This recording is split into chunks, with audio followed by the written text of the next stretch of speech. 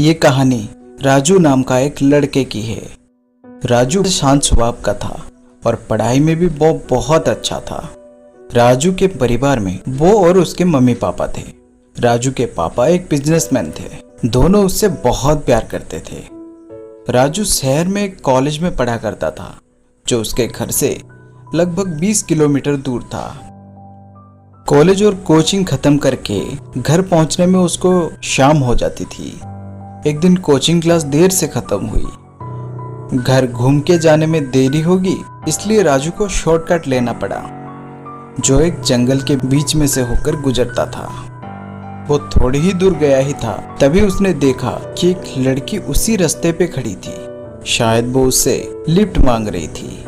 वो लड़की बहुत सुंदर थी। इतनी रात को जंगल के बीचों बीच एक अकेली लड़की को देखकर राजू ने अपनी बाइक रोक ली उसे लिफ्ट देने के लिए।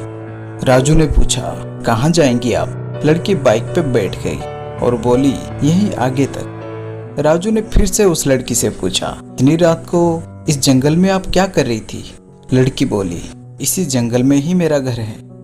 कुछ देर बाद लड़की ने राजू से बाइक रोकने के लिए कहा और उसने बाइक रोक ली। राजू ने देखा रास्ते से थोड़ी ही दूर एक झोपड़ी थी। उस लड़की ने राजू को वो झोपड़ी दिखाते हुए वो उसका घर बताया। राजू इससे पहले किसी लड़की के साथ इतना फ्रेंडली बात नहीं किया था, इसलिए वो बहुत खुश था।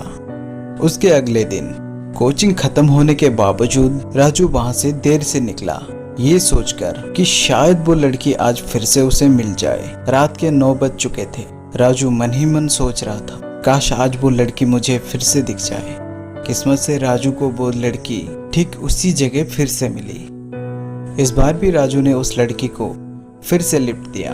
चलते चलते राजू ने उस लड़की के बारे में सब कुछ जानना चाहा। जवाब में लड़की ने राजू से बस इतना कहा, धीरे धीरे सब जान जाओगे। राजू उस लड़की को उसके घर के पास छोड़कर वहीं खड़ा रहा। शायद वहां से आने के लिए उसका मन नहीं था। शायद उसे उस लड़की के साथ समय बिताना अच्छा लग रहा था। लड़की ने पूछा, क्या हुआ, घर नहीं जाओगे क्या? राजू ने लड़की से पूछा, क्या हम फोन पे बात कर सकते हैं? लड़की ने कहा, मैं तुम्हें रोज यहीं पर मिलूंगी।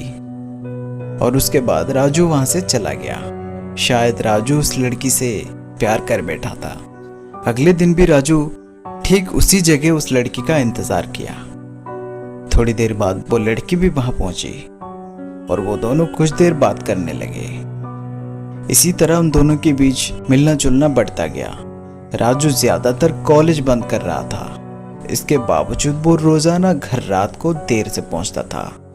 घर में अगर मम्मी पापा उससे कुछ पूछ लेते थे तो वो बहाने बनाता था और नाराज होकर सो जाता था। इस तरह का बर्ताव उसके मम्मी पापा को परेशान कर रही थी। एक बार राजू के पापा राजू के कॉलेज गए राजू के बारे में पता करने के लिए, पर वहां उन्हें पता चला राजू कुछ दिनों से कॉलेज आ ही नहीं रहा था। वो सोच में पड़ गए। राजू घर से कॉलेज के लिए आता तो था, पर जा कहाँ रहा था? ये बात जानकर उसके पापा वहां से लौट गए। राजू घर लौटने के बाद उसके पापा वो कहाँ गया था पूछे। राजू के पास कोई जवाब नहीं था। वो गुस्से में बिना खाए पिए ही सो गया। उस दिन राजू की मम्मी पापा सो नहीं पा रहे थे। राजू के बर्ताव से उन्हें लगा राजू किसी गलत संगत में पड़ गया है। ठीक उसके अगले दिन राजू कॉलेज के लिए निकल गया और ठीक उसके पीछे पीछे उसके पापा राजू का पीछा करते हुए। राजू उस झोपड़ी के पास पहुंचकर हॉर्न बजाने लगा। कुछ देर बाद वो लड़की बाहर निकली। राजू उस लड़की को लेकर एक पहाड़ी के पास गया। वहां दोनों बैठकर बातें करने लगे। राजू के पापा ये सब दूर से देख रहे थे। वो उसके पास गए और पूछे, तू अकेला यहाँ बैठकर किससे बात कर रहा है? और पापा को यूं अचानक देखकर राजू डर गया और डरते हुए उस लड़की की ओर देखा तो पता चला वो लड़की वहां कहीं भी नहीं थी। राजू के पापा उसे घर ले गए। घर पहुंचने के बाद उन्होंने राजू से माजरा क्या है पूछा और राजू ने भी डर के मारे पापा को पूरी सच्चाई बता दी। राजू के पापा राजू के ऊपर कोई बुरी आत्मा का साया है जानकर तांत्रिक बुलाकर उसे झाड़ फूक करवाए।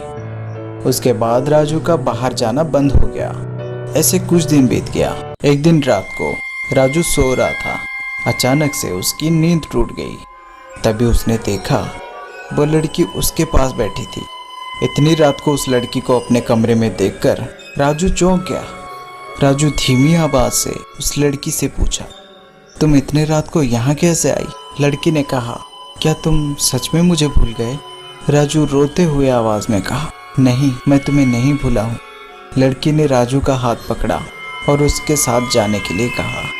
राजू भी बिना सोचे उसके साथ चला गया। राजू को घर से जाते हुए उसके पापा देख लिए। जरूर कुछ गड़बड़ है ये सोचकर वो भी उसके पीछे पीछे गए, उसी पहाड़ी के ऊपर जहां वो दोनों अक्सर मिलते थे। राजू को उसके पापा पीछे से जोर जोर से पुकार रहे थे, पर वो सुन नहीं रहा था क्योंकि राजू उस लड़की के वश में था।